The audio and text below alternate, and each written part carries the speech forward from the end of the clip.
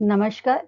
Copy खुली है, pen भी तैयार है, लेकिन दिमाग में विचारों की ट्रेन अभी स्टेशन पर ही खड़ी है। तभी तो मन पूछता है, क्या लिखूं?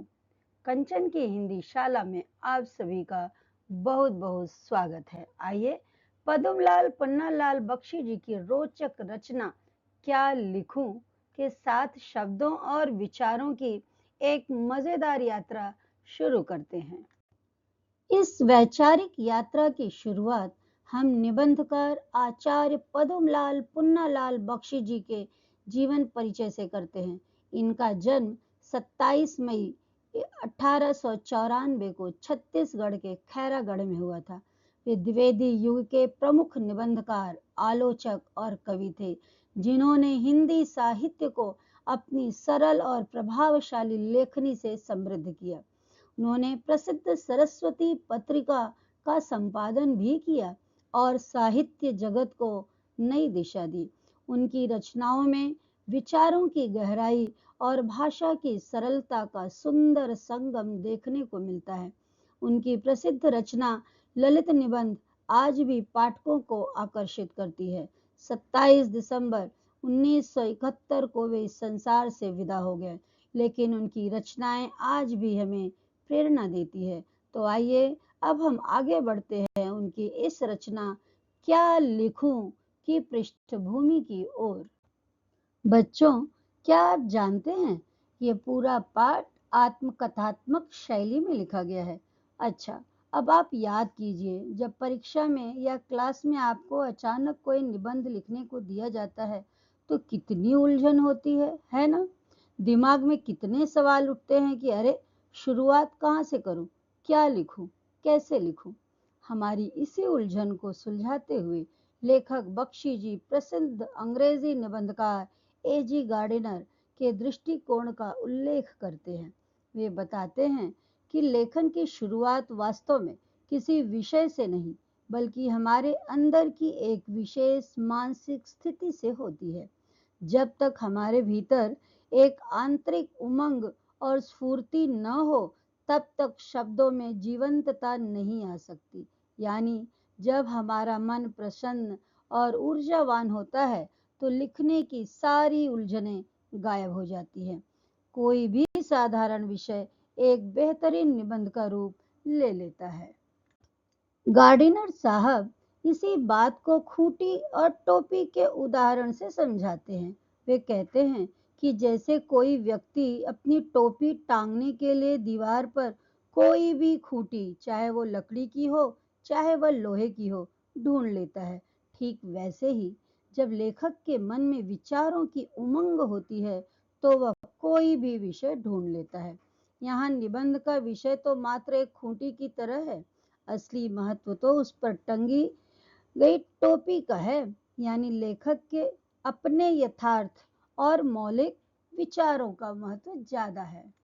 एजी गार्डिनर के मत को समझने के बाद भी बख्शी जी की उलझन जस की तस बनी हुई है, क्योंकि गार्डिनर जी की बताई गई सहज मानसिक स्थिति उन्हें खुद कभी महसूस ही नहीं होती।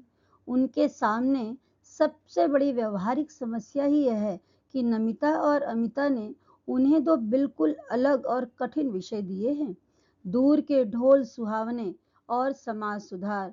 बख्शी जी सोचते हैं कि निबंध शास्त्र के विद्वानों और आचार्यों ने निबंध लिखने के लिए तो बहुत सारे कड़े नियम, रूपरेखा और आदर्श बातें बता दी, लेकिन इन दोनों पेचीदा विषयों को उन नियमों में बांधकर एक साथ लिखना मेरे लिए तो बड़ा ही उलझन भरा और मुश्किल लेखनी काम है। अब मैं क्या लिखूं इस बारे में?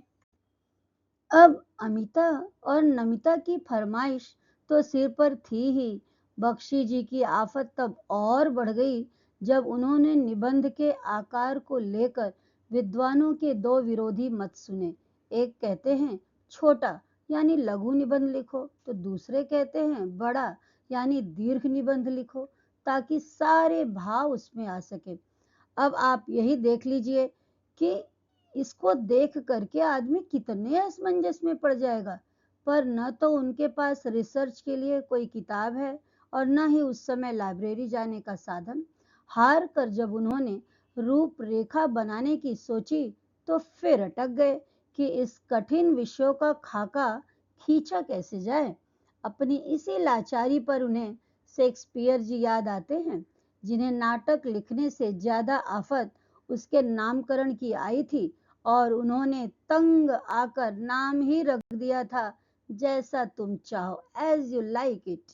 बस बख्शी जी ने भी हाथ खड़े कर दिए कि भाई, हमसे भी इस निबंध की कोई रूपरेखा बनने से रही। तो भाई, शेक्सपियर की तरह रूपरेखा बनाने में फेल होने के बाद बख्शी जी ने सोचा, चलो छोड़ो आउटलाइन, अब सीधे निबंध के इन दो सबसे जरूरी हिस्सों पर आते हैं, जिन्हें आप यहाँ पर तराजू के दोनों पलड़ों की तरह देख सकते हैं। पहला पलड़ा है सामग्री का, यानी क्या लिखा जाए, अर्थात जिसे हम विषय वस्तु कहते हैं, और दूसरा शैली का, यानी कैसे लिखा जाए, लेखन संरचना। अब सामग्री और शैली का यह संतुलन बनाने के लिए बख्शी जी पहुंचे सीधे हमारे पुराने संस्कृत के बड़े बड़े पंडितों और कवियों के पास। उन्होंने देखा कि कवि श्रीहर्ष और बाणभट्ट की कादंबरी में तो सामग्री, शब्दों और ज्ञान का ऐसा भारी भरकम भंडार था कि तराजू का पलड़ा जमीन पर ही आ जाए। ऊपर से हमारे रीतिकालीन कवि सेनापति जी ने अपनी शैली में इतने कठिन मुहावरे और अलंकार ठूस दिए थे कि तराजू का दूसरा पलड़ा भी सुपर भारी और बोझिल हो गया। बख्शी जी तो संस्कृत कवियों का यह भारी भरकम वजन देखकर ही डर गए। उन्होंने सोचा, बाप रे, अगर मैं भी तराजू में ऐसे भारी भरकम शब्द और कठिन अलंकार तोलने लगा तो मेरे स्कूल के बच्चे तो निबंध पढ़ते पढ़ते ही सो जाएंगे।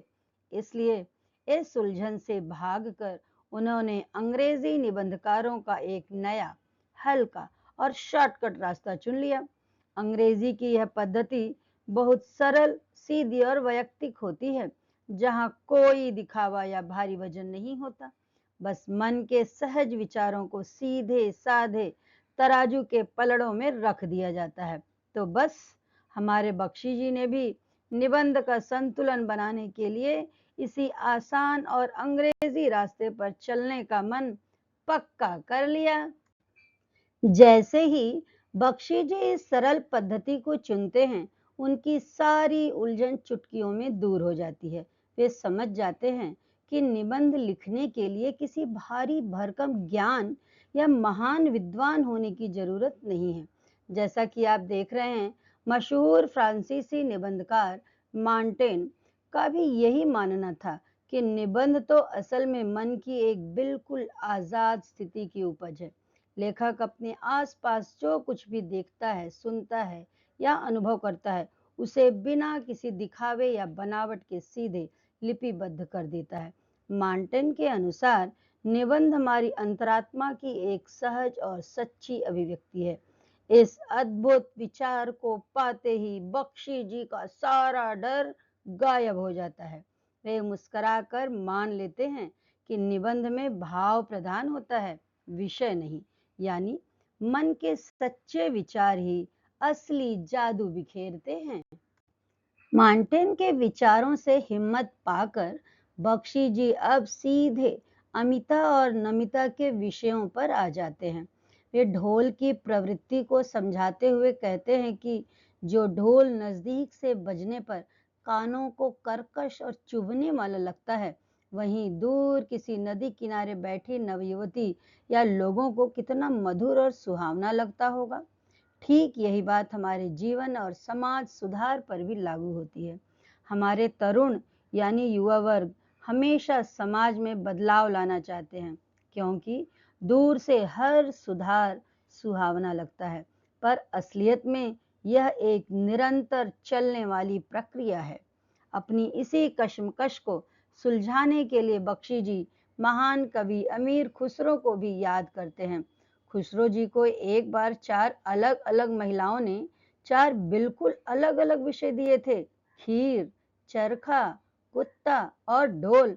पर खुसरो जी महान, अपनी प्रतिभा से इन चारों बेमेल चीजों को मिलाकर एक बेहद सुंदर और प्रसिद्ध कविता बुन डाली।